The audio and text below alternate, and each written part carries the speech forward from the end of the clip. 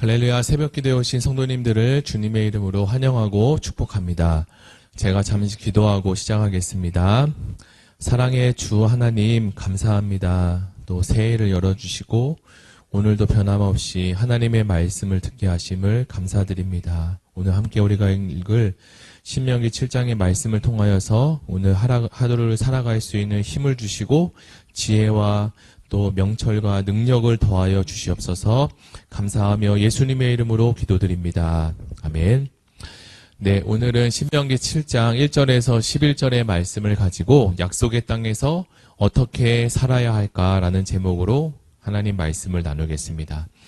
제가 말씀을 나누기 전에 성경 봉독하겠습니다. 내 하나님 여호와께서 너를 인도하사 내가 가서 차지할 땅으로 들이시고 내 앞에서 여러 민족 헷 족속과 기르가스 족속과 아모리 족속과 가나안 족속과 브리스 족속과 히위 족속과 여부스 족속 곧 너보다 많고 힘이 센 7 족속을 쫓아내실 때에 내 하나님 여호와께서 그들을 내게 넘겨 내게 치게 하시리니 그때 너는 그들을 진멸할 것이라.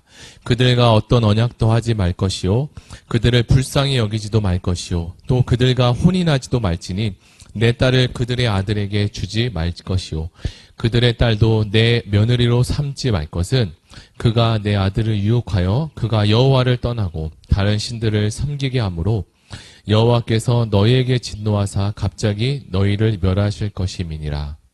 오직 너희가 그들에게 행할 것은 이러하니 그들의 제단을 헐며 주상을 깨트리며 아세라 목상을 찍으며 조각한 우상을 불사를 것이니라. 너는 여호와 내 하나님의 성민이라. 내 하나님 여호와께서 지상 만민 중에 너를 자기 기업의 백성으로 택하셨나니 여호와께서 너희를 기뻐하시고 너희를 택하심은 너희가 다른 민족보다 수요가 많기 때문이 아니니라. 너희는 오히려 모든 민족 중에 가장 적으니라. 여호와께서 다만 너희를 사랑하심으로 말미암아 또는 너희의 조상들에게 하신 맹세를 지키려 하심으로 말미암아 자기의 권능의 손으로 너희를 인도하여 내시되 너희를 그 종 되었던 집에서 애굽왕 바로의 손에서 속량하셨나니 그런즉 너는 알라. 오직 내 하나님 여호와는 하나님이시요 신실하신 하나님이시라. 그를 사랑하고 그의 계명을 지키는 자에게는 천대까지 그의 언약을 이행하시며 인애를 베푸시되 그를 미워하는 자에게는 당장에 보응하여 멸하시다니.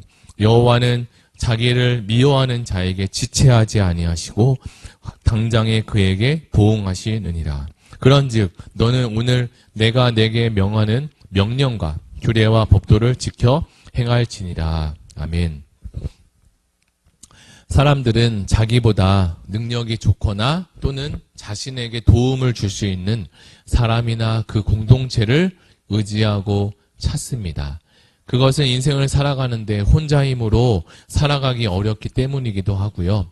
또한 사람은 하나님께서 창조하실 때 서로가 서로를 돕도록 창조되었습니다.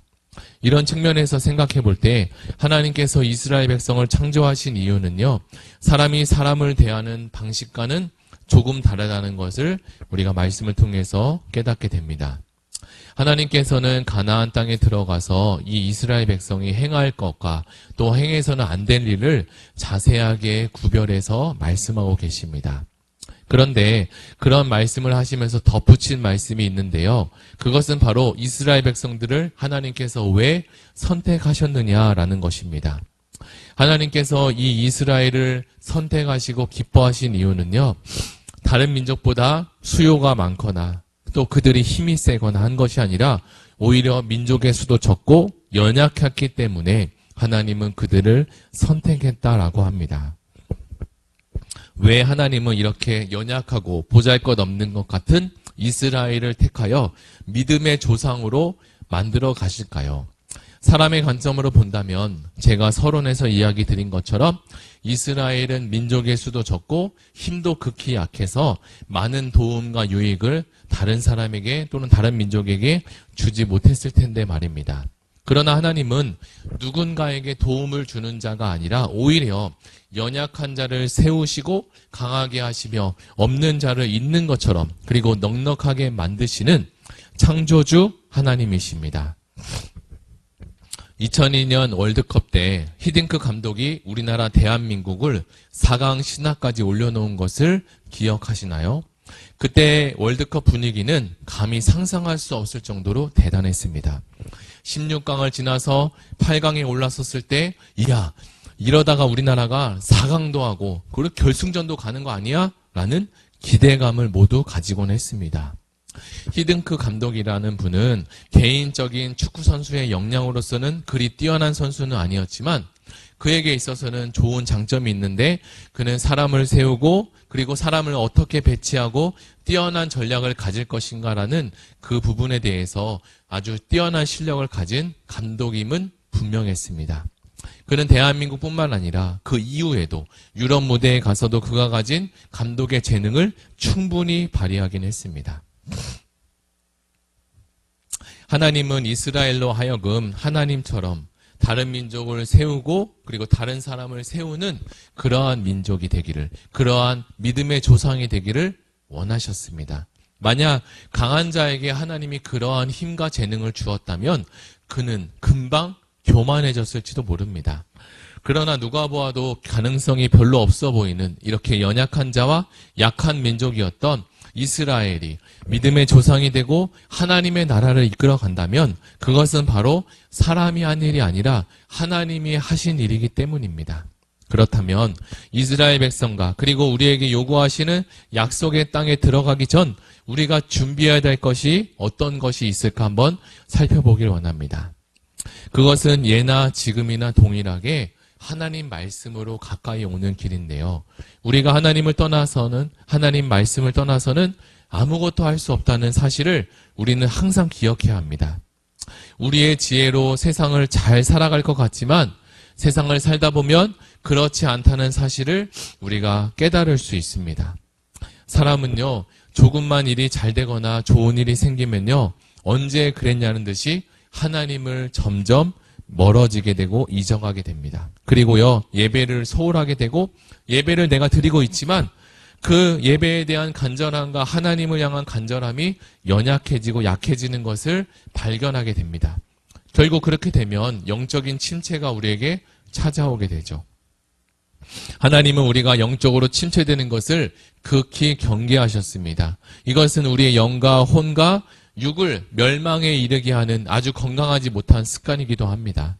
그러나 이 계명을 지키고 말씀을 붙드는 자에게는 천대까지 보호하시고 복을 내리신다라고 약속하셨습니다. 제가 중고등학교 다닐 때 가르쳤던 영어 선생님이 계신데요. 영어 선생님이 이런 얘기를 했어요. 하루에 여러분들이 영단어를 20개, 30개 뭐 이런 식으로 매일 외운다면 아주 좋은 영어 성적을 조만간 얻을 수 있다라는 이야기한 것이 기억났습니다. 이 사실은 모두 다 알고 있는 사실입니다. 그런데 이 말대로 행하는 것이 어렵고 중요하다는 거죠. 마찬가지로 우리가 하나님의 말씀을 읽고 기도하는 것을 모르는 그리스도인들은 아무도 없습니다. 그러나 이 말씀대로 하나님을 가까이 하는 성도는 그렇게 하지 않고 그렇게 많지 않을 거예요. 처음에는 이 영적인 실력이 예수님 믿고 교회에 처음 나와서 얼마나 그 실력 차이가 영적인 것들이 나지 않을 수 있으나 이렇게 성경을 매일 읽고 묵상하는 사람과 그렇지 않은 사람이 수년이 지나고 또 10년이 지나면 많이 벌어지게 된다는 사실이죠.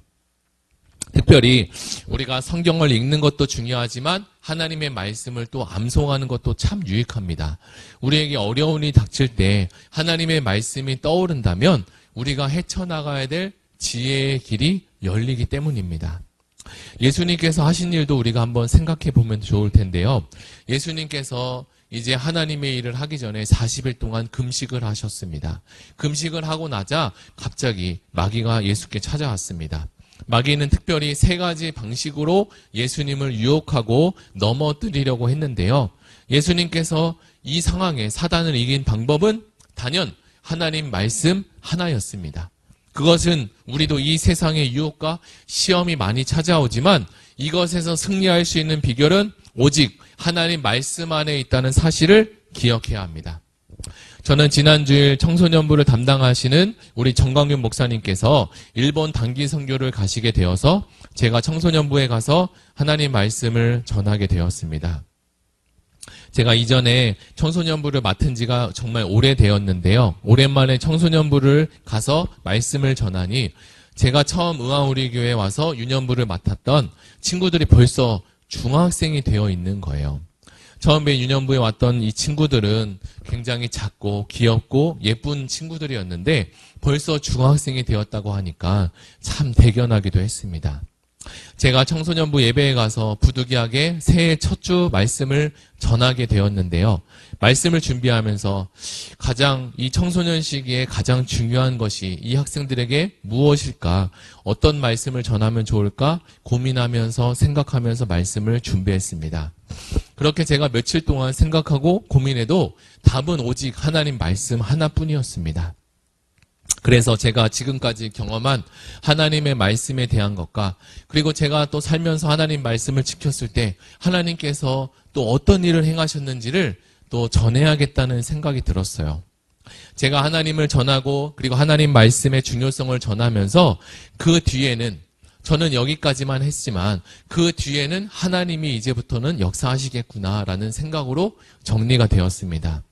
청소년부에게도 하나님의 말씀이 중요한 것처럼 우리 모두에게도 하나님의 말씀을 귀 기울이고 하나님의 말씀을 묵상하고 살아가는 것이 참 중요합니다. 오늘 우리는 신명기 7장의 말씀을 가지고 함께 묵상했는데요. 하나님은 가나안 일곱 족속을 물리치실 때도 하나님의 말씀이 필요하다라고 이야기하셨습니다. 그리고 여호와 하나님을 기쁘시게 하는 일도 하나님의 말씀으로 가능하다고 하십니다. 우리로 하여금 천대까지 그의 언약을 이행하시며 인애를 베푸는 것도 하나님 말씀으로 돌아가는 일에서부터 시작된다고 하십니다. 사랑하는 성도 여러분, 우리가 도전해야 될 것은 하나님의 말씀으로 돌아가고 하나님 말씀대로 살아가는 것입니다. 이 일에 오늘 우리가 함께 기도하면서 도전하기를 원합니다. 그리고 하나님의 은혜를 구하기를 원합니다. 교회를 위해서도 함께 기도하기를 원하는데요. 20일부터 시작되는 우리 유초동부 수련회를 위해서 그리고 이어지는 청소년부 수련회 그리고 청년부 수련회까지 하나님 그 수련회를 통해서 우리 다음 세대 친구들이 하나님 말씀 앞으로 돌아오고 하나님께로 돌아오는 은혜가 충만한 시간 되게 해달라고 기도하고 그리고 다음 세대가 하나님 말씀을 붙들고 살아가는 인생이 되게 해달라고 다 같이 들은 말씀을 가지고 함께 기도하기를 원합니다. 우리 다 같이 주여 한번 부르고 기도하시겠습니다. 주여 하나님 아버지 감사합니다. 오늘 우리가 신명기 말씀을 통하여서 하나님의 말씀의 중요성과 그리고 가나안 땅에 들어갔을 때 아주 강하고 강력한 일곱 족속이 있었는데 가나안 일곱 족속을 물리치는 비법도 오직 하나님의 말씀을 붙들고 하나님의 말씀을 의지하며 살아가는 것이라고 말씀하셨습니다. 그리고 하나님을 기쁘시게 하는 일도 오직 하나님 말씀 앞에 우리가 다가가고 가까이 가는 일이라 주님 말씀하셨습니다. 하나님 우리 교회 온 교회 모든 성도들이 하나님 2024년 하나님의 말씀을 붙들게 하시고 특별히 어렵고 힘들다고 이야기하는 2024년 가운데 하나님의 말씀을 붙들며 우리 마음의 평안과 그리고 담대함을 더하여 주셔서 온 성도가 염려와 근심에서 해방되고 말씀을 의지하며 그 말씀으로 살아가는 한 해가 될 수 있도록 주님 역사해 주시옵소서. 감사드리며 예수님의 이름으로 기도드립니다. 아멘. 우리 이 시간에 다 같이 기도하실 때 나라 민족을 위해서 기도하시고 그리고 한국교회를 위해서도 기도해 주세요. 그리고 가지고 오신 개인 기도 제목을 가지고 다 같이 기도하시겠습니다.